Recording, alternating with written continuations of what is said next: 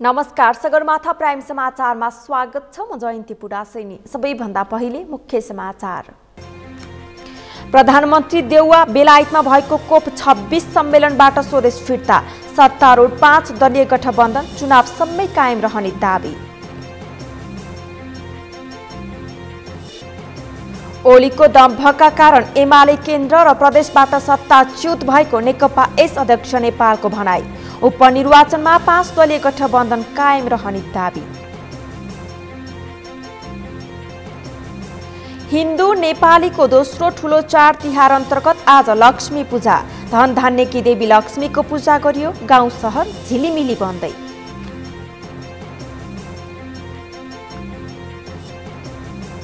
भारतमा विकसितको भ्याक्सिन खोपलाई विश्व स्वास्थ्य संगठनले दियो मान्यता। खोपको जोखिम भन्दा फाइदा धेरै भएको दावी।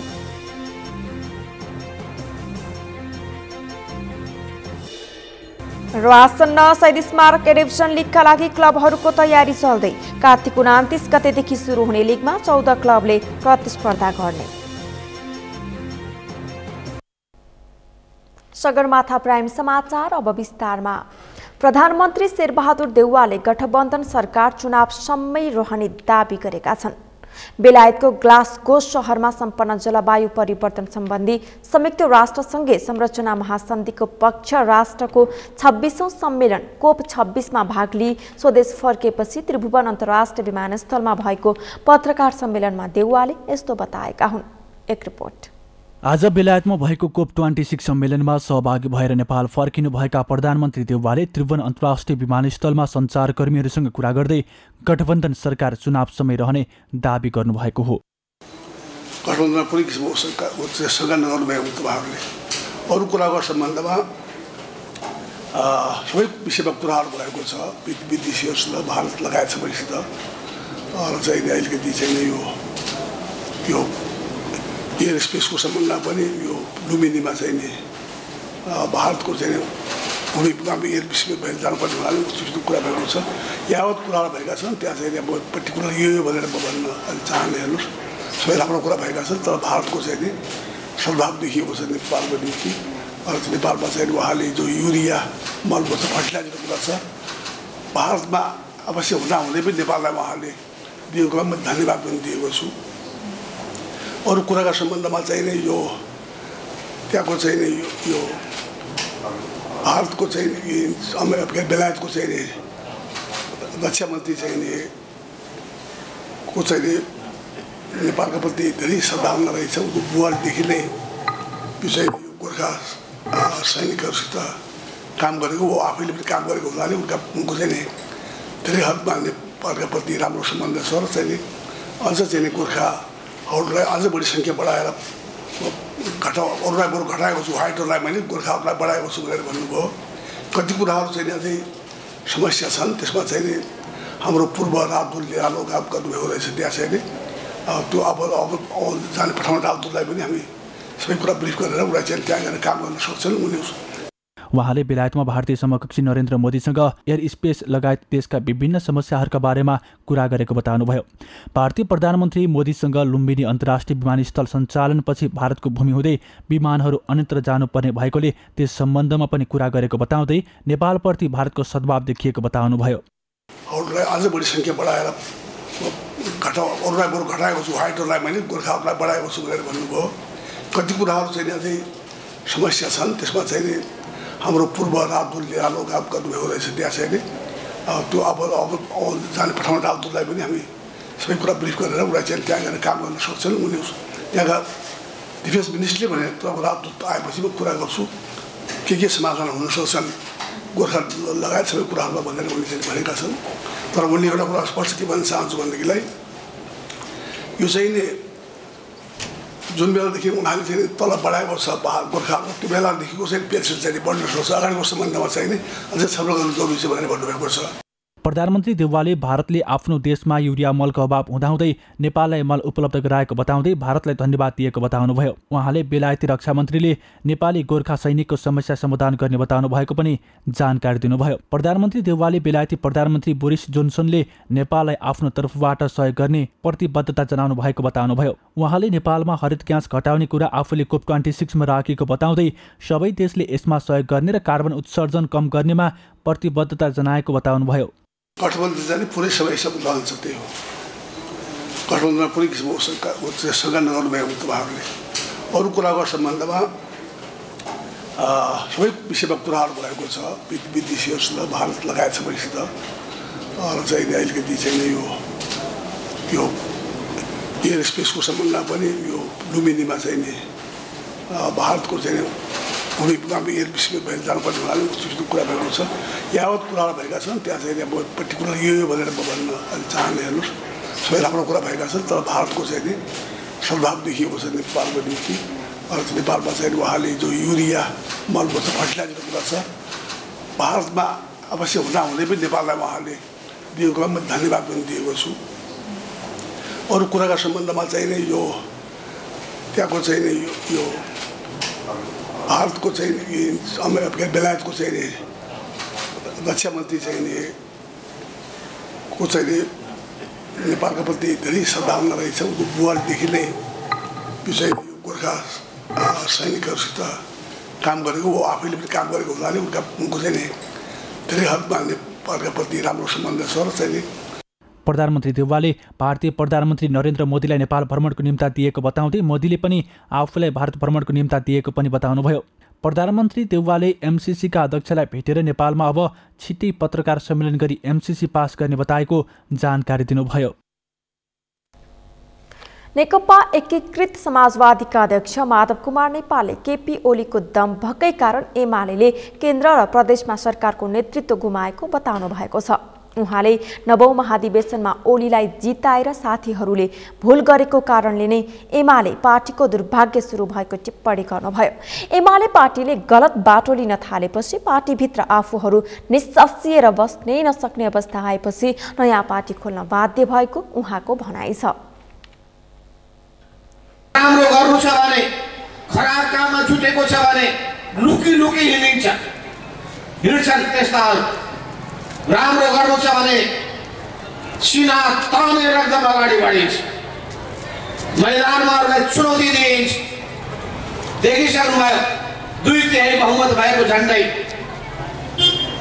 सारा देशमा वामपन्थीहरूको प्रदेशमा सरकार बनिरहेको यो जम्मै सिध्याउने काम कसको पालामा भयो भने यही भक्तपुरमा अहिले बस्नुभएका केपी ओलीले सबै सिध्याए। कस्तो मान्छेलाई नौ महाधिवेशनमा हाम्रा साथीहरूले भोट दिएछन्, 20-30 भोटले म हारे, पार्टीको दुर्भाग्य सुरु भयो। उहाँले राष्ट्रिय सभाको निर्वाचन र स्थानीय तहको निर्वाचन चैतमा हुने बताउँदै उक्त निर्वाचन र केन्द्र तथा प्रदेशको उपनिर्वाचनमा 5 दलको गठबन्धन हुने र यसलाई कसैले भत्काउन र टुटाउन नसक्ने बताउनुभयो। नेपालले केन्द्रको निर्वाचन संविधानमा तोकिए बमोजिम नै हुने र त्यस निर्वाचनमा पनि गठबन्धन बनाएर अघि बढ्ने बताउनुभयो। ओली जस्तै काम नगर्ने र गफ मात्रै दिने पार्टी आफ्नो नभएको भन्दै उहाँले एमाले पार्टीमा रहेका असन्तुष्टहरूलाई आफ्ना पार्टीमा फर्किएर आए स्वागत गर्ने बताउनुभयो। नेपालले आफ्नो पार्टीबाट सरकारमा सहभागी मन्त्रीहरूले नराम्रो काम गरेमा तत्काल कारबाही गरी मन्त्री पदबाट हटाउने बताउनुभयो। नेकपा माओवादी केन्द्रका अध्यक्ष पुष्पकमल दाहालले आफ्नो पार्टीबाट सहभागी मन्त्रीहरूले जनताको पक्षमा काम नगरी तुरुन्तै कारबाही गरिने बताउनु भएको छ। आज नेकपा माओवादी केन्द्र मध्यपुर थिमी नगर कमिटीले नेपाल सम्मत 1142 को अवसरमा आयोजना गरेको शुभकामना आदान प्रदान कार्यक्रममा अध्यक्ष दाहालले माओवादी केन्द्रबाट सरकारमा सहभागी मन्त्रीहरूले जनताको पक्षमा काम नगरे तुरुन्तै कारबाही गर्ने बताउनु भएको हो। उहाँले पार्टीमा जति सुकै ठूलो पदको भए पनि राम्रो काम नगर्ने मन्त्रीको सन्दर्भमा कडा स्टेप चाल्ने बताउनुभयो। जस्तो सुकै ठुलो पदको पार्टीको भए पनि हामी कडा स्टेप चाल्नेमा छौँ। अहिले तपाईहरुको साथ भयो भने जनताको पक्षमा काम नगर्ने मन्त्रीलाई तुरुन्तै कारबाही गर्ने मान्यताबाट हामी अगाडि बढेका छौँ। अध्यक्ष दाहालले देशी विदेशी शक्तिहरू माओवादी आन्दोलनलाई कमजोर पार्ने षड्यन्त्रमा लागेको बताउनुभयो। माओवादीलाई 4 टुक्रा बनाएर फुटाउँदा पनि प्रचण्ड जिउँदै रहन्जेल माओवादी पार्टी झन जागेर आउने देखेर खास गरी प्रचण्डलाई नै तारो बनाउन खोजेको उहाँको दाबी छ। देशी विदेशी प्रतिक्रियावादीहरू कुनै न कुनै रूपले माओवादी आन्दोलनलाई के गरी कमजोर पार्ने, जति गरे पनि नहुने उनीहरूले तारो बनाए। तपाईहरुलाई थाहा छ उनीहरूको टार्गेट तारो भनेको माओवादी केन्द्र र त्यसको पनि मुख्य नेतृत्व, किनकि पार्टी फुटाउँदा पनि केही सिप लागेन। पार्टी 3 टुक्रा 4 टुक्रा बनाउँदा पनि प्रचण्ड जिउँदै रहँदासम्म त यो आन्दोलन त मर्ने रहन्छ, फेरि जागेर आउँदो रहेछ भन्ने अहिले देखियो। अध्यक्ष दाहालले केही समयपछि माओवादी पार्टी 1 नम्बरको पार्टी बन्ने विश्वास व्यक्त गर्नुभयो।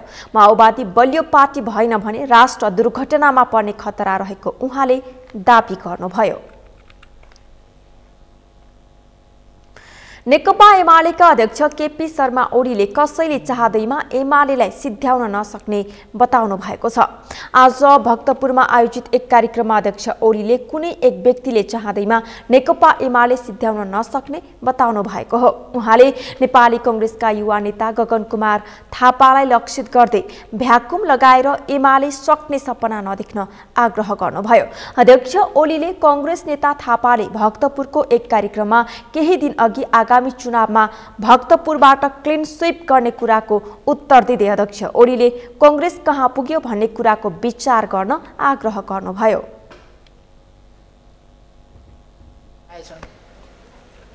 भ्याकुम क्लिनर लिएर आएका अरे, भ्याकुम क्लिनरबाट एमाले सिध्याउने भ्याकुम क्लिनर बिचरा एमाले सिध्याउने भ्याकुम क्लिनरले सिंगै कांग्रेस कहाँ गयो? भ्याकुम क्लिनरले एमाले सिध्याउने सपना तिनीहरूका।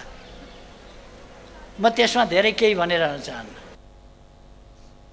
अध्यक्ष ओलीले नेकपा माओवादी केन्द्रका अध्यक्ष पुष्पकमल दाहाललाई नेपाललाई कुरुक्षेत्र बनाउने सपना नदेख्न पनि आग्रह गर्नुभयो। उहाँले 17,000 नेपाली जनतालाई मारेको र त्यसलाई ठेगान लगाएर एमाले सरकार चलाएको अवगत गराउँदै नेपाललाई धर्म क्षेत्र, शान्ति क्षेत्र, विकास क्षेत्र बनाउने बताउनुभयो। अध्यक्ष ओलीले कुरुक्षेत्र बनाउने भनेर तर्साउन खोज्नेहरूलाई पराजित गरेर यहाँसम्म आइपुगेको बताउनुभयो। कुरुक्षेत्र बनाएको पनि देखियो, कुरुक्षेत्र सबै ठेगान पनि लाइयो।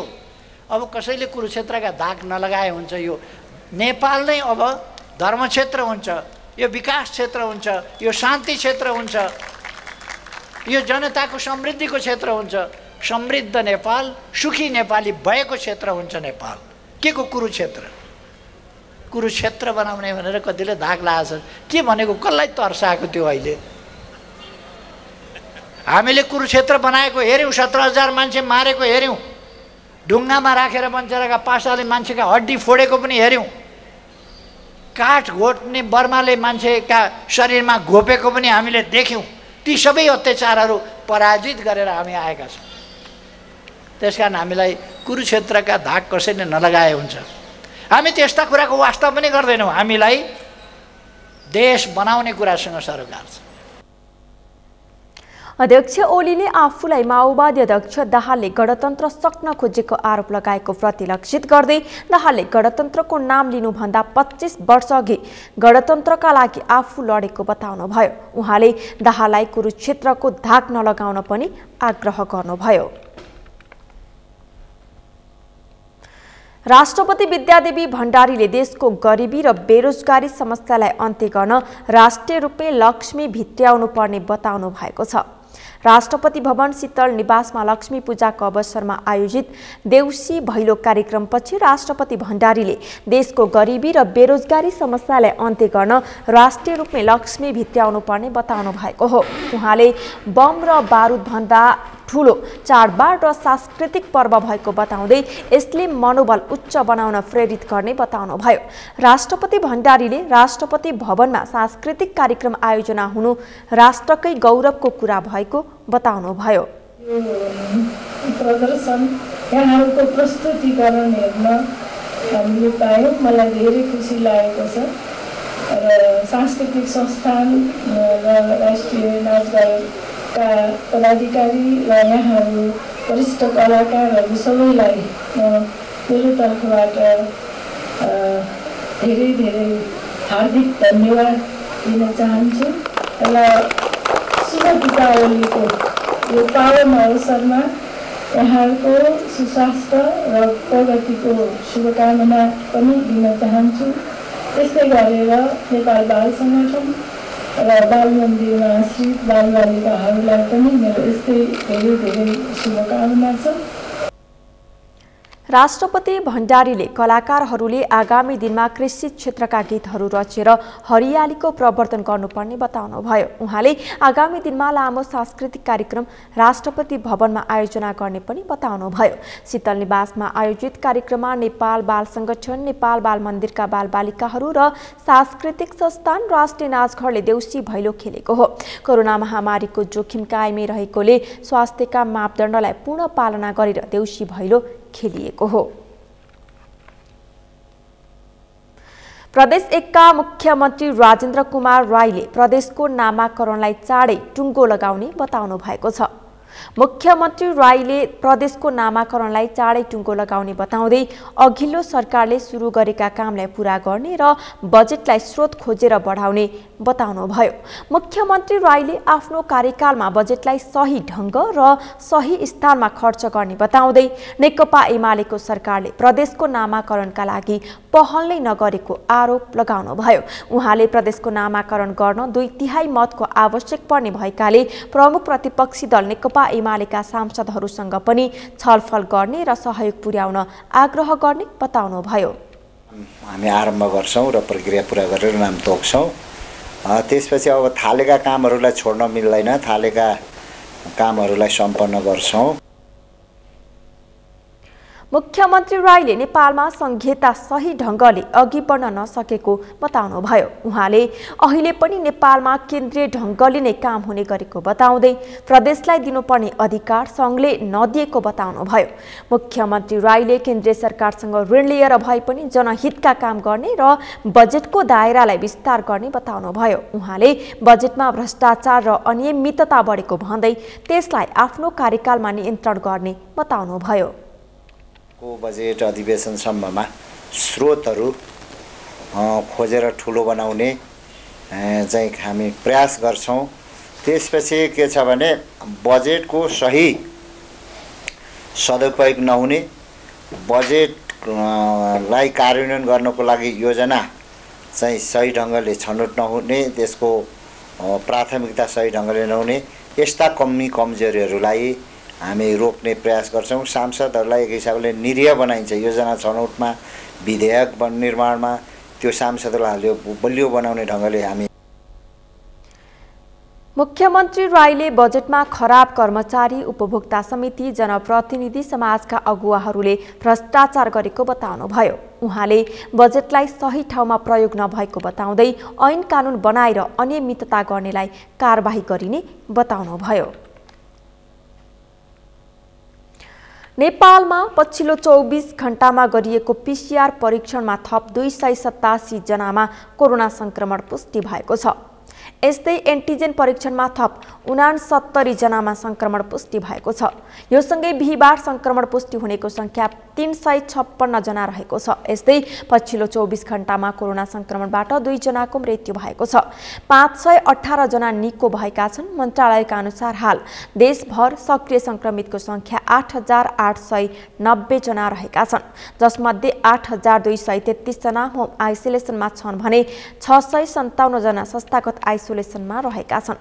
कोरोनाका बिरामी मध्ये 215 जना आइसियु र 57 जना भेन्टिलेटरमा उपचाररत छन्। यस्तै 10 वर्ष मुनिका 12 बालबालिकामा कोरोना संक्रमण पुष्टि भएको छ भने 11 देखि 20 वर्ष उमेर समूहका 16 जना कोरोना संक्रमित थपिएका छन्।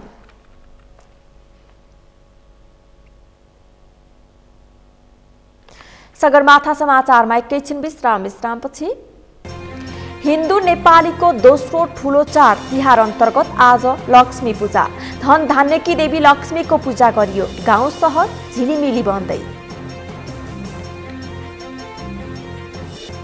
तिहारमा उपभोक्ता ठगिने क्रम बढ्दो, भाइ मसलाको व्यापारमा मनोमानी, मूल्य चर्को, तौल र गुणस्तरमा कमी।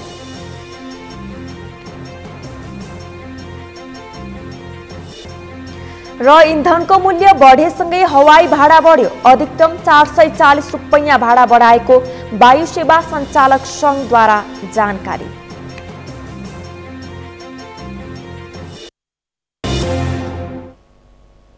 विश्रामपछि पुनः स्वागत छ। अब बाँकी समाचार। आज तिहारको तेस्रो दिन धन धान्यकी देवी लक्ष्मीको पूजा आराधना गरी मनाइएको छ। घर आँगन लगायत क्षेत्र सफा गरी आज पूजा आराधना गर्दा घरमा लक्ष्मीको वास हुन्छ भन्ने मान्यता रहेको छ। लक्ष्मीको पूजा आराधना गरी घर घरमा दियो बाले दीपावली गर्ने प्रचलन रहेको छ। के छ त लक्ष्मी पूजाको महत्त्व? समीर जोशीको रिपोर्ट।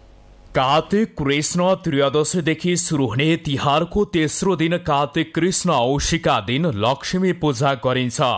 यम पञ्चकको तेस्रो दिन बिहिबार घर कार्यालयमा लक्ष्मीको पूजा आराधना गरी लक्ष्मी भित्राइएको छ। लक्ष्मी पूजा गरिने कार्तिक कृष्ण औँसीको रातलाई सुखरात्रि पनि भनिन्छ।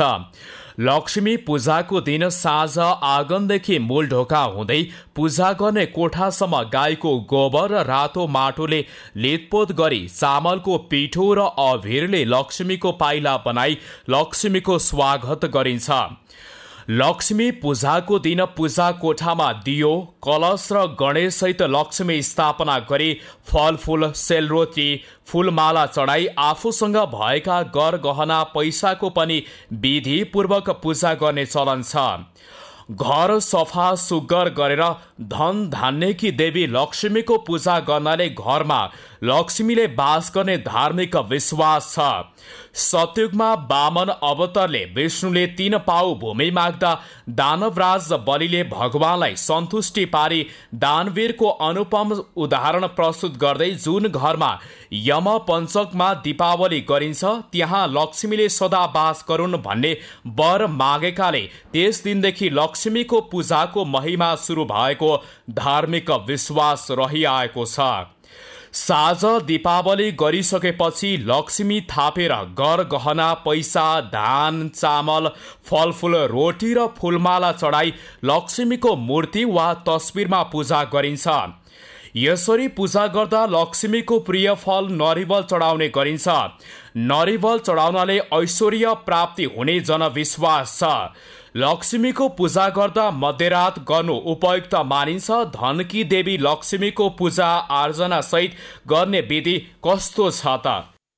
मुख्य पूजा गर्नको लागि लक्ष्मीको अब प्रतिमा छ कि हाम्रो प्रतिमा बनाउने हो कि अथवा त्यसमा चाहिँ लक्ष्मीको मूर्ति छ कि नभए एउटा फोटो मात्रै भने पनि लिएर आएर लक्ष्मी त श्रद्धा भक्तिले जेमा सम्झिएर हामी गर्छौँ त्यसमा हामीले गर्न सक्छौँ। पूजा जे चाहिँ उपलब्ध गर्न सकिन्छ त्यसमा चाहिँ लक्ष्मीको पूजा गर्ने हो।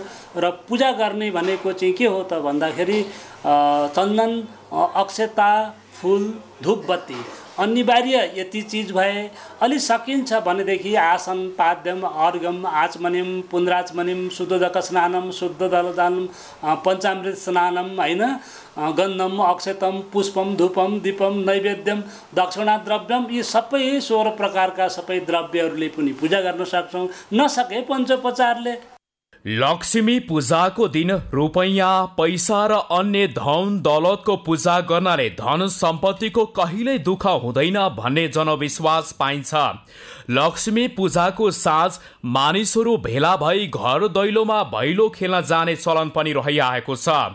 भैलोको अर्थ भैलो खेल्न जानेको नि भलो होस् वा जुन घरमा गइन्छ त्यो घरको नि भलो होस् भन्ने रहेको संस्कृतिविदहरूको भनाइ छ। अब लक्ष्मी भनेको हाम्रो सुखको देवी, समृद्धिको लागि देवी हो। अब पैसा नभइकन त केही पनि कुरा हुँदैन। जुन घरमा लक्ष्मीको वास हुन्छ त्यहाँ चाहिँ के भनेको छ चण्डीमा पनि भनेदेखि याश्री स्वयं सुकृतिनम भवनेश लक्ष्मी पापात्मनम कृतदेयम हृदयेश बुद्धि। जो सज्जनहरू छन् होइन जो सन्तहरू छन्, जो सज्जनहरू छन्, जो सत्कर्महरू गर्नेवाला छन्, अब तिनीहरूकोमा चाहिँ लक्ष्मीको रूपले बास हुन्छ। जो असत् कर्म गर्नेहरू कहाँ चाहिँ त्यहाँ अलक्ष्मीको बास हुन्छ हैन। त्यसो हुनाले चाहिँ यसमा चाहिँ लक्ष्मीको पूजा नै मुख्य गरिन्छ र साँझमा चाहिँ पहिले दीपावली गरेर दीपमालिकाहरू गरेर अब त्यसपछि लक्ष्मीको पूजा गर्ने र जसरी सकिन्छ। अब लक्ष्मीको पूजा षोडशोपचारले पनि पूजा गर्न सके षोडशोपचारले गर्ने, नसके पञ्चोपचारले गर्ने, चन्दन अक्षता फुल धूपबत्ती यति मात्रै भए पनि भगवानलाई त के हो त भन्दा भावना र भक्तिले पूजा गर्यो भनेदेखि पुग्यो। लक्ष्मी उज्यालोमा रमाउने हुँदा लक्ष्मी पूजाको दिन सहर बजार गाउँ झिलिमिली बनाई लक्ष्मी पूजा गरिन्छ। सगरमाथा टेलिभिजनका लागि समीर जोशी, काठमाडौँ। तिहारमा सप्तरङ्गी टीकाका सामानसँगै सबैले किन्ने अर्को वस्तु हो भाइ मसला। केही वर्ष यता तिहारमा यसको प्रयोग बढेको छ। धार्मिक र शास्त्रीय मान्यताले भाइ मसला महत्त्वपूर्ण छ। दिदी बहिनीले दाजुभाइलाई दिने भाइ मसलाको मूल्य, तौल र गुणस्तरमा भने ठगी बढ्दो छ। पुष्कर खतिवडाको रिपोर्ट। नेपालका मौलिक चाड पर्वमा व्यापारीकरणको प्रभावका कारण उपभोक्ताहरू मारमा पर्ने गरेका छन्। व्यापारीकरणको प्रभाव तिहारमा प्रयोग हुने भाइ मसलासम्ममा देखिएको छ। अहिले तिहारमा सप्तरङ्गी टीकाको सरदामसँगै सबैले किन्ने भाइ मसला महँगिएको छ। कोरोना संक्रमणले प्रभावित बजारमा पहिले झैँ व्यापार छैन, तर तिहारमा प्रयोग हुने मसलाको मूल्य भने निकै महँगो पाइएको छ। काठमाडौँको सुन्दरा, न्यू रोड, खिचापोखरीका फुटपाथदेखि असन र भोटाइटीका लगभग सबै पसलमा भाइ मसला पाइन्छ। तर किरानादेखि मसलाजन्य उपभोग्य सामग्रीका विक्रेता कहाँ पाइने भाइ मसलाको तौल, मूल्यसहित गुणस्तरमा समेत ठगी हुने गरेको छ। भाइ मसलामा हुने ठगीका गुनासा आउन थालेपछि अहिले सरकारले यसको अनुगमन थालेको छ। दसैँदेखि दसैँ, तिहार, छठलाई हामीले बजार लक्षित अनुगमनको रूपमा लिएका छौँ र तिहारको सन्दर्भमा हजुरले सोधेको कुरा गर्दाखेरि अहिले हामी खास गरिकन तिहारको बेलामा खपत हुने भाइ मसला भयो, मिठाई भयो, फलफुल भयो, लत्ता कपडा भयो र खाद्यान्न, यी आइटममा हाम्रो बढी फोकस छ। त्यसमा पनि यो भाइ मसलाको वेट नपुग्ने, मूल्य बढी लिने त्यस्ता गुनासाहरू आइरहेको छ। हाम्रो 1137मा उपभोक्ताले सिधै कल गर्न सक्नुहुन्छ। ती उजुरी बेसमा पनि हामी हिँडेका छौँ। अहिले बजारमा भाइ मसलाको मूल्य फरक छ। कतिसम्म भने बजारमा 25 रुपैयाँदेखि 1000 सम्मका भाइ मसलाका प्याकेटहरू पाइन्छ, जो साना नाङ्ला पसलदेखि ठुला डिपार्टमेन्ट स्टोर र मलसम्ममा पाइन्छ। मसला मध्ये पनि ओखर बिना भाइ पूजा पुरा हुँदैन। यसैको आडमा पेस्ता, मखना, नरिवल, छोकडा, काजु, सुकुमेल, ल्वाङ, सुपारी, बदाम, कट्टुस आदि भाइटिकाका आवश्यक मसला हुन्। तिहारमा भित्रिएको आधुनिक शैलीका कारण ग्राहकको रुचिलाई बुझेर अहिले भाइ मसलामा चकलेटसम्म राखेको पाइन्छ। तर धार्मिक र शास्त्रीय मान्यताले भाइटिकामा भाइ मसला दिने चलन छ त? दाजुभाइको पूजा गरिसकेपछि त्यो दिन दिदी बहिनीले आफ्नो सम्पत्ति आफ्नो घरमा बनाएको, आफूले लिएर आएको त्यस्तो किसिमको चाहिँ सामान खुवायो भनेदेखि आयु आरोग्यको पनि वृद्धि हुन्छ, दाजुभाइको पनि सुख समृद्धि हुन्छ र दिदीबहिनीको पनि हुन्छ भन्ने एउटा जो शास्त्रीय मान्यता छ। त्यसो भएको हुनाले यसमा चाहिँ दिदीबहिनीकै घरमा गएर जाँदाखेरि त सबै आफ्नै घरको परिकार बनाउन सक्ने हुन्छ, तर दाजुभाइ कहाँ आउँदाखेरि चाहिँ त दाजुभाइकैको चाहिँ घरको प्रयोग चाहिँ सबैले नै गर्ने गरेको हो। परम्परामा बढ्दो आधुनिकता, व्यापारीकरण र फेसन भन्दा तिहारमा भाइ मसलाको प्रयोग बढेको हो। यसैको आडमा खुद्रामा बेचिने भाइ मसला छुट्टा छुट्टै भन्दा प्याकेट बनाएर बेच्दा फाइदा हुने भएकाले व्यापारीले यसको प्याकेट बनाएको पाइन्छ। भाइ मसला मात्र होइन, अहिले बजारमा कपडा, दियो, झिलिमिली बत्ती, मिठाई, फुल, मालासहित भाँडाकुँडा समेत महँगिएको छ। नुनदेखि सुनसम्म आयातमा निर्भर हुने नेपालका मौलिक चाडमा भाइ मसला पनि भारतसहित बाह्य मुलुकबाटै आउने गरेको छ। तर यसको गुणस्तर, मूल्य र तौलमा भने ठगी बढ्दो भएकाले उपभोक्ता पनि सचेत हुन आवश्यक छ। सगरमाथा टेलिभिजनका लागि क्यामेरामा केशव तिमल सिन्हाका साथमा पुष्कर खतिवडा, काठमाडौँ। तिहारका समयमा मिठाई लगायतका चिल्ला खानेकुरा खाने गरिन्छ। चाडबाड रमाइलो गरेर मनाउनु पर्ने भए पनि धेरै चिल्लो खानेकुरा खाँदा मानिसको स्वास्थ्यमा नकारात्मक असर गर्ने भएकोले स्वास्थ्यको ख्याल गरी खानेकुरा खान चिकित्सकहरूको सुझाव छ। शान्ता दनुवारको रिपोर्ट। तिहारमा मिठाई, सेलरोटी लगायतका चिल्ला खानेकुरा खाने गरिन्छ। चाडबाडमा खानपान, भेटघाट र रमाइलो गरी मनाइने भए पनि मानिसको स्वास्थ्यको समेत ख्याल गरी खानेकुरा खानुपर्ने चिकित्सकहरूको सुझाव छ। गुलियो र चिल्लो खानेकुराले मानिसको स्वास्थ्यलाई फाइदा नगर्ने भएकाले अत्याधिक चिल्लो खानेकुराको प्रयोग गर्न नहुने उनीहरूको सुझाव छ।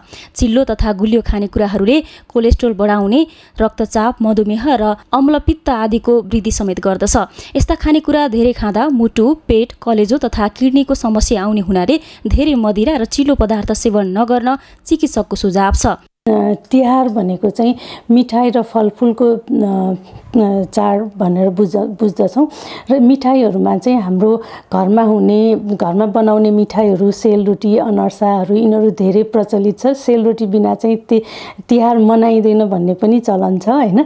त्यो भएको हुनाले अब यस्तो मिठाईहरूमा र रोटीहरूमा चाहिँ तेल र घिउ त्यस्तै चिनीको मात्रा बढी हुन जान्छ। यसले गर्दाखेरि चाहिँ हामी स्वस्थ मान्छे अथवा कुनै पनि दीर्घकालीन रोग लागेको मान्छेहरूको लागि चाहिँ यसले धेरै नराम्रो असरहरू देखाउन सक्छ। यस्ता चिल्लो र गुलियो खानेकुराहरू खाँदाखेरि चाहिँ क्यालोरी धेरै डेन्स हुने, धेरै क्यालोरी हुने भएको हुनाले मोटापा हुने, ग्यास्ट्रिकको प्रब्लम हुने त्यो समस्याहरू देखिन सक्छ होइन। त्यसले गर्दाखेरि चाहिँ अब यस्ता चाडबाड मनाउँदाखेरि चाहिँ आफ्नो शरीरलाई कति चाहिन्छ भन्ने कुरा मिलाएर ठिक्क गरेर खानुभयो भने यसले धेरै असर चाहिँ गर्दैन। घिउमा सेचुरेटेड फ्याट बढी हुन्छ। घिउले शक्ति बढी दिन्छ तर दीर्घकालीन रूपमा यसले हानि पुर्याउने भएकाले कम प्रयोग गर्न चिकित्सकहरूले सुझाव दिएका छन्। साधारण मानिसलाई भन्दा मुटु, प्रेसर र सुगरको रोगीहरू यस्ता खानेकुराहरूमा ध्यान दिनुपर्ने उनीहरूको भनाइ छ। यो ड्राई फ्रुट्समा हामीले खाने भनेको काजु, पेस्ता, बदामहरू, ओखरहरू पर्दछन्। यिनीहरू भने यसमा हुने चिल्लो पदार्थ भनेको हाई क्वालिटीको, राम्रो क्वालिटीको चिल्लो त हो होइन, तर छ भन्दैमा मुठी खाने, नभएको खण्डमा नखाने चाहिँ हुँदैन होइन। त्यो भएको हुनाले चाहिँ ठिक्क मात्रामा खाने र सधैँ खाने गर्नुभयो भने कुनै पनि रोग सबभन्दा राम्रो चाहिँ अझ मुटुको बिरामीहरूको लागि चाहिँ ओखर, बदामहरूको चाहिँ यसमा भएको यो ओमेगा 3 फ्याटी एसिडले गर्दाखेरि चाहिँ मुटुलाई बलियो बनाउन मद्दत गर्दछ। र फलफुलहरूमा चाहिँ अब सिजनल फलफुलहरू, मौसम अनुसारको फलफुलहरू ठिक्क मात्रामा खानु राम्रै हुन्छ। तिहारको बेलामा प्रयोग हुने भाइ मसलाले स्वास्थ्यका लागि फाइदाजनक हुने चिकित्सकहरूको भनाइ छ। काजु, बदाम, नरिवल लगायतका खानेकुराहरूमा शरीरका लागि चाहिने भिटामिनहरू पाइने भएकाले फाइदाजनक मानिने चिकित्सकको भनाइ छ। सगरमाथा टेलिभिजनका लागि क्यामेरामा सुरेन्द्र राउतका साथ शान्ता दनुवार, काठमाडौँ। लमजुङको राइनासकोटमा पुनर्निर्माण गरिएका 14 घरमा घरवास पर्यटन अर्थात् होमस्टे व्यवसाय सञ्चालन गरिएसँगै पर्यटक बढ्न थालेका छन्। अमेरिकी नागरिक नतासा वास्नुयाकको पहलमा राइनासकोटमा 1.5 करोडभन्दा बढीको लागतमा 14 घर पुनर्निर्माण गरिएपछि पर्यटक बढ्न थालेका हुन्। शान्ता कमलीको रिपोर्ट। लमजुङको राइनासकोटमा पर्यटकको चहल पहल बढेको छ। केही वर्ष पहिले आवश्यक विकासका पूर्वाधार समेत नहुँदा राइनासकोटका बासिन्दा अन्यत्र बसाइ सर्थे। तर पुनर्निर्माणपछि गाउँमै होमस्टे सञ्चालन गरेर दैनिकी चलाउनेहरू बढेका छन्। पाहुनाको स्वागत सत्कारमा दिन बित्ने गरेको बताउँछ होमस्टे सञ्चालक। पाहुना पात आउँदाखेरि हामी अब अवस्था पुग्यो, काम गर्नु सक्दैन होइन। यो पाहुना पात हेर्दै दिन कटाइरहेछ हामी। सबै पाहुना आएर रमाइलो गरेछ। दिनै हाम्रो रमाइलो नि मनमा बेसरी भइरहेछ। त्यो नदसले धेरै धर्म गरेर जानुभयो उसको ठाउँमा। होमस्टेमा अर्गानिक खानाका परिकारका साथै स्थानीय खसी, कुखुराको मासु पाहुनाहरूको रोजाइमा पर्ने गरेको छ।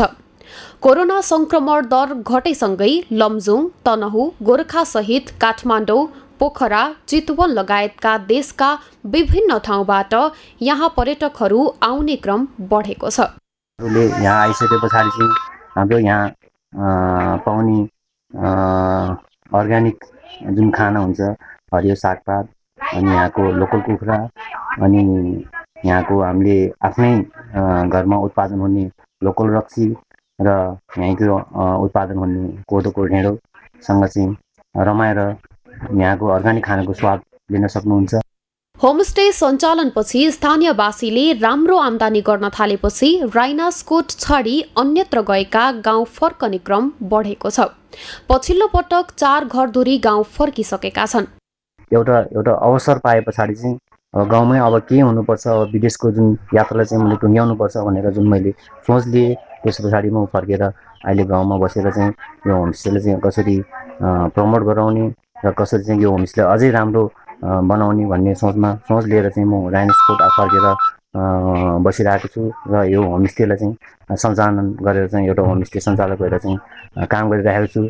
जति पनि मेरो पाहुनाहरू आउनुहुन्छ राइनास्कोटबाट 180 डिग्रीको बिन्दुबाट एकै पटकमा बुद्ध, मनास्लु, अन्नपूर्ण, पिक 29, गणेश, माछापुच्छ्रे लगायत 18वटा हिम श्रृङ्खला आँखै अगाडि देख्न सकिन्छ। गाउँमा स्थानीयको कला संस्कृतिलाई जोगाउन सङ्ग्रहालय समेत स्थापना गरिएको छ। लमजुङको प्रवेशद्वार पाउदीबाट 3 घण्टाको पैदल यात्रा र 2 घण्टाको सवारी यात्रापछि राइनास्कोट पुग्न सकिन्छ। सगरमाथा टेलिभिजनका लागि लमजुङबाट शान्ता कमलीको रिपोर्ट। तिहारमा सप्तरङ्गी टीकाका सामानसँगै सबैले किन्ने अर्को वस्तु हो भाइ मसला। नेपालीहरूको दोस्रो ठुलो चाड तिहार अर्थात् दीपावली घर घरमा भित्रिएको छ। तिहारमा अहिले गाउँदेखि सहर जताततै झिलिमिली छाएको छ। तिहारको समयमा साथीभाइ आफन्त जम्मा भएर रमाइलो गर्दै देउसी भैलो खेल्ने परम्परा भए पनि अहिले यो क्रम क्रमशः घट्दै गएको छ। किन घट्दैछ देउसी भैलोको रमझम? जीवन राणा भाटको रिपोर्ट। नेपालीहरूको दोस्रो महान चाडको रूपमा मनाइने तिहार अर्थात् दीपावली सुरु भएसँगै गाउँदेखि सहरमा झिलिमिली छ। तिहारमा चाहिने सामानहरू किनमेलसँगै पर्वलाई लक्षित गरी फुलमाला टीकासहितका परिकारहरूले सजिएका पसलहरूमा देखिएको झिलिमिलीले अझ रौनकता थपेको छ। तिहारमा रमाइलो थप्ने अर्को काम हो देउसी भैलोको रमझम। तर आजभोलि देउसी खेल्ने परम्परा घट्दै गएको छ। पहिले समूहमा खेलिने नाच पनि अहिले औपचारिकतामा मात्रै सीमित हुन थालेको छ। हामीले चाहिँ आफ्नो मौलिकतालाई चाहिँ बिर्सिन भएन, आफ्नो माटोको सुगन्ध बिर्सिनु भएन हैन। म कहाँबाट आएको, कसरी आएको र मैले तिहार भन्ने बित्तिकै यो चाडपर्व कस्तो हो भने जुन हामी चाड तीज होस्, दसैँ होस्, तिहार होस्, यो चाहिँ एउटा यसको पनि आफ्नै विशेषता छ, यसको आफ्नै परम्परा छ हैन। यसलाई पनि मनाउने हाम्रो जुगौँदेखि आज मात्रै हैन, यसलाई चाहिँ परिवर्तन गर्ने हैन, यसको चाहिँ कसरी जगेर्ना गर्ने, यसलाई मौलिकता हामीले बिर्सिरहेका छौँ हैन। र यो चाडपर्व हत्तपत्त म भोलि नै मनाउँछु तिहार भनेर कहाँ पाइयो त? तिहार आउनलाई कार्तिकै आउनु पर्यो हैन, दसैँ आउनलाई असोजै आउनु पर्यो, तीज आउनलाई भदौै नै आउनु पर्यो हैन।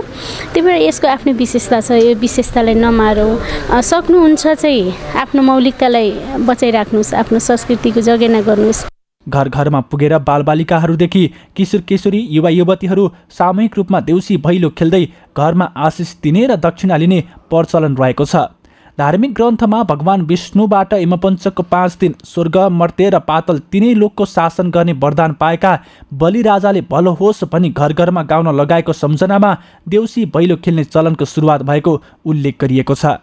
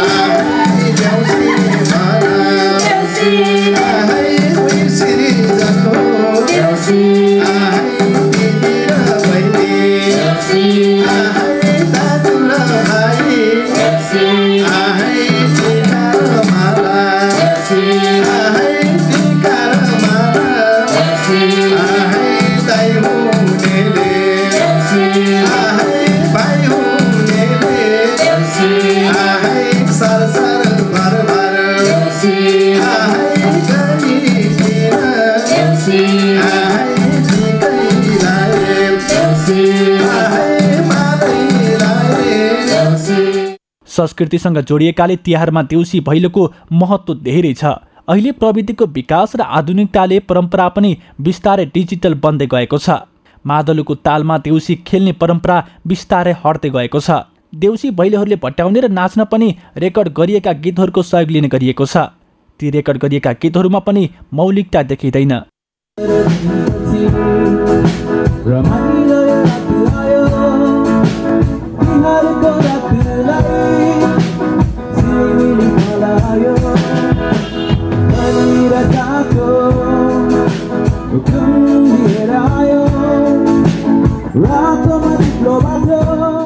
देउसी भैलोको नाममा चन्दा उठाउने र अनावश्यक खर्च गर्नु गलत हो।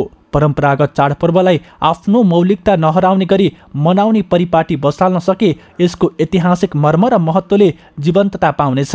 सगरमाथा टेलिभिजनका लागि क्यामेरामा प्रताप लामाको साथमा जीवन राणाबाट काठमाडौँ।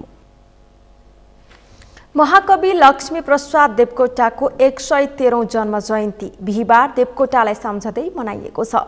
देवकोटाको जन्म विक्रम सम्वत 1966 में कार्तिक कृष्ण औँसी अर्थात् लक्ष्मी पूजाका दिन काठमाडौँको दिल्ली बजारमा भएको थियो। साहित्य क्षेत्रमा देवकोटाको भूमिका अतुलनीय रहेको छ। जीवन राणा भाटको रिपोर्ट। नेपाली साहित्यका विराट प्रतिभा महाकवि लक्ष्मी प्रसाद देवकोटाको 113औं जन्म जयन्ती बिहिबार स्वदेश तथा विदेशमा विभिन्न कार्यक्रमको आयोजना गरी मनाइएको छ। महाकवि देवकोटाको जन्म विक्रम सम्वत 1966 में कार्तिक कृष्ण औँसी अर्थात् लक्ष्मी पूजाका दिन काठमाडौँको दिल्ली बजारमा भएको थियो।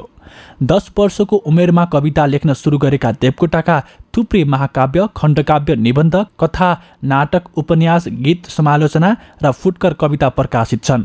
उनले नेपाली साहित्यलाई 100 भन्दा बढी कृति दिएका छन्। यो कृतिका माध्यमबाट देवकोटाले नेपाललाई अन्तर्राष्ट्रिय स्तरमा चिनाएका छन्। उनकी छोरीले यसरी सम्झिन् देवकोटालाई। अब मेहनत गर्नुहुन्थ्यो, 24 घण्टा लेखपढ गरेर बसिरहनुहुन्थ्यो। हामी त केही बुझ्दैनथ्यौँ, हामी त केटाकेटी थियौँ। मैले त थाहा पाएदेखि नि म त हिँडी खुर्केको बढेको अब त्यस्तो चाहिँ थियौँ। अब के चाहिँ भन्ने, अब आमा बाबुको चाहिँ सम्झना त सबैलाई आउने नै भयो।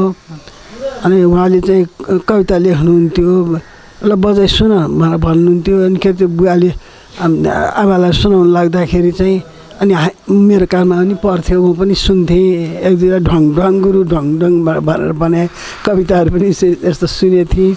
त्यो अहिलेसम्म कानमा गुन्जिन्छ। अब कुनै एउटा सम्झना छ हजुरलाई? धेरै सम्झना छ त्यहाँको त। अब हामीहरू चाहिँ बुवाको उसमा बुवा कविता लेखेर बसिरहनुहुन्थ्यो।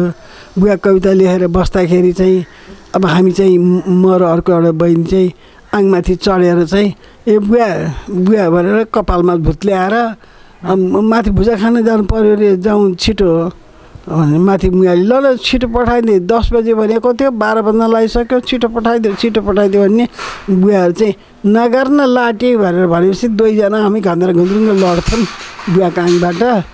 अनि फेरि बुवा त मान्नुहुन्न भने कलम खोज्दिएन, कलम खोज्दे भनेर भन्ने। अनि हामी म त त्यो कलम खोज्नु पऱ्यो भने यसो बुवाको कलमसँग त फत्त तानिया त के को आउँथ्यो। त्यस्तो बलियोसँग समात्या हुँदो रहेछ। कलम पनि फुस्किएन, बुवा आएन, कलम पनि आएन, खै बुवा पनि उठ्नुहुन्न भनेर भन्दा। नेपाली साहित्यमा आधुनिक महाकाव्य लेखनको थालनी गरेका देवकोटाको मुनामदन खण्डकाव्य नेपाली भाषामा प्रकाशित हालसम्म सबैभन्दा बढी बिक्री भएको पुस्तक हो। विदेशी भाषामा नेपाली कृतिको अनुवाद र विदेशमा भएका विभिन्न सम्मेलनमा नेपालको प्रतिनिधित्व गरी नेपाली साहित्यको विश्वव्यापी प्रचार प्रसारमा समेत उनले महत्त्वपूर्ण योगदान दिएका थिए। वर्तमान नेपाल प्रज्ञा प्रतिष्ठानको स्थापनामा सक्रिय योगदान दिनु देवकोटाको अविस्मरणीय देन मानिन्छ। त्यसैले नयाँ चेतना फैलाउनका निमित्त त्यसको जग र पूर्वाधार तयार गर्ने चाहिँ चिन्तकको रूपमा देवकोटाजीलाई हामीले मान्नुपर्छ। जहाँसम्म वाङ्मयको क्षेत्रमा चाहिँ उहाँको योगदानको कुरा छ, उहाँको बहुआयामिक योगदान छ र त्यसमा उहाँको सृजनाको क्षेत्रमा पनि बहुआयामिक बहुविधात्मक योगदान छ। र म त के भन्छु भने म के सबैले हामीले भन्नुपर्छ, नेपालको गौरव गाथाको उत्खनन गर्ने र त्यसलाई चाहिँ नि साहित्य मार्फत वाङ्मय मार्फत राष्ट्रिय रूपमा र अन्तर्राष्ट्रिय रूपमा चिनाउने व्यक्तित्व उहाँ नै हो, अग्रणी व्यक्तित्व उहाँ नै हो।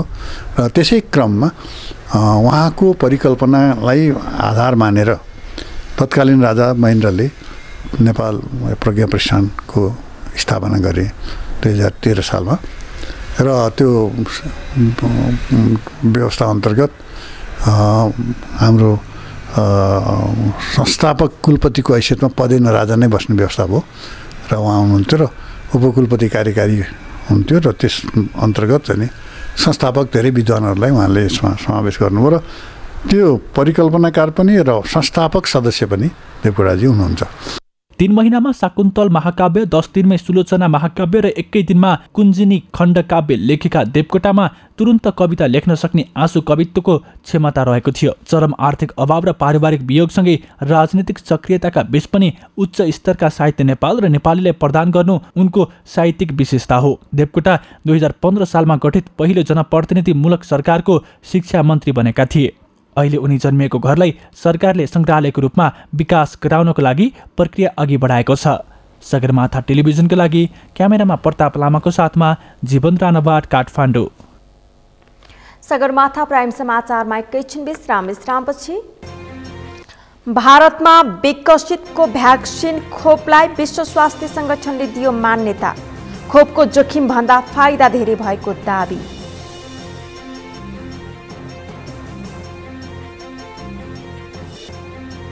र आसन्न शहीद स्मारक डिभिजन लिगका लागि क्लबहरूले तयारी गर्दै कार्तिक 29 गतेदेखि सुरु हुने लिगमा 14 क्लबले प्रतिस्पर्धा गर्ने।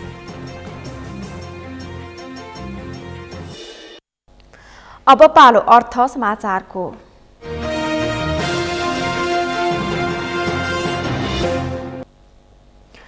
इन्धनको मूल्य वृद्धि भएसँगै हवाई सेवा प्रदायक कम्पनीले हवाई भाडा बढाएका छन्।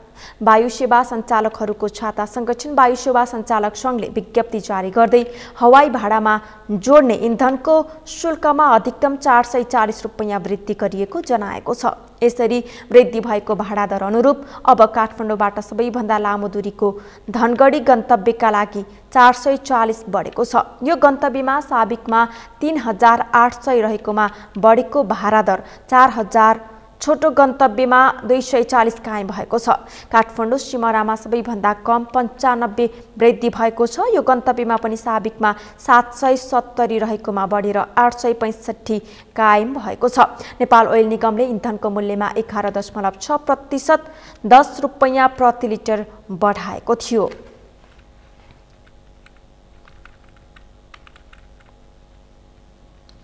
अब पालो खेल समाचारको।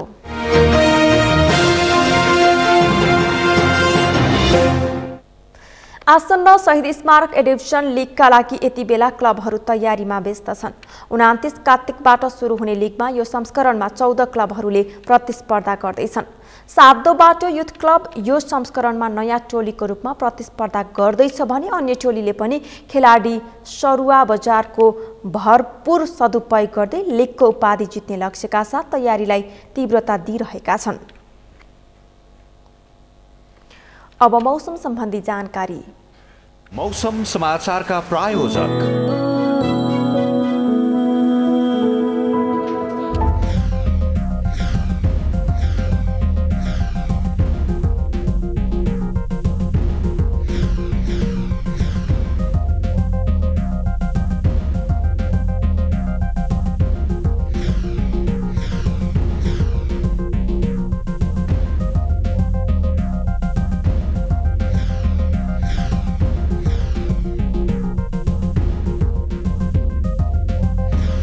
यस मौसम समाचारका प्रायोजक। समाचारको अन्त्यमा मुख्य समाचार फेरि एकपटक। प्रधानमन्त्री देउवा बेलायतमा भएको COP26 सम्मेलनबाट स्वदेश फिर्ता, सत्तारूढ 5 दलीय गठबन्धन चुनावसम्मै कायम रहने दाबी।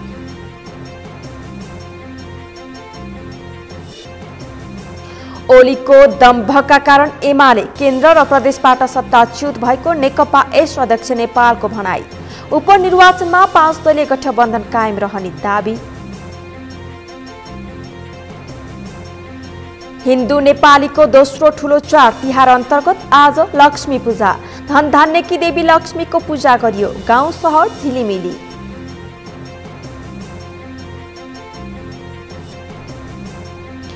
भारतमा विकसित भ्याक्सिन खोपलाई विश्व स्वास्थ्य संगठनले दियो मान्यता। खोपको जोखिम भन्दा फाइदा धेरै भएको दाबी।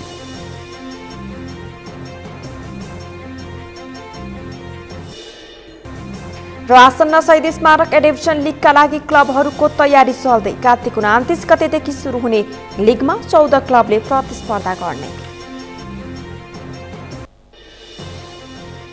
हौस् त सगरमाथा प्राइम समाचार अहिलेलाई सकियो। तपाईँ समाचार बुलेटिनका साथै सगरमाथा टेलिभिजनका सम्पूर्ण कार्यक्रम www.sagarmatha.tv मा पनि पढ्न र हेर्न सक्नुहुनेछ। साथै युट्युबमा youtube.com/sagarmatha.tv नेपालमा हेर्न सक्नुहुनेछ।